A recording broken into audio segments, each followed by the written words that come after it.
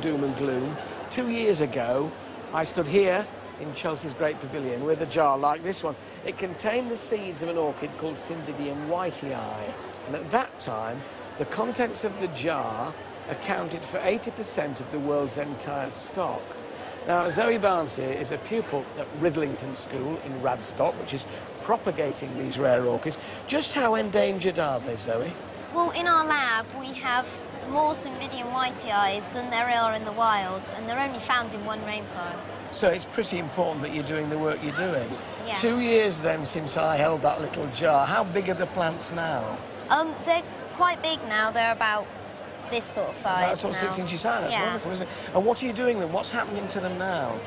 Oh, well, we've taken them out to 7 different secondary schools in Sikkim, and we're hoping that they're going to grow them on, reintroduce some to the wild, and keep their project going.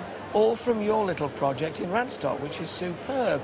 Are you also giving them the skills, as it were, rather than just taking the plants that you've grown? Are you showing them how to do it as well? Yeah, we're hoping that some of the money that we raise is going to help them get a lab like ours.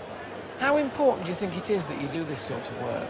Well, if you really feel that you're actually doing something, and it's great fun to be doing something. And making a difference? Yeah. Do you enjoy the actual process of growing stuff? I mean, is that something that really appeals to you? It's quite good watching them from that size to quite big plants. They are so dust fine, aren't they? I mean, they almost seem to float in the air, they're so fine. They're saying, you know, in a jar like this you can get 100,000 plants.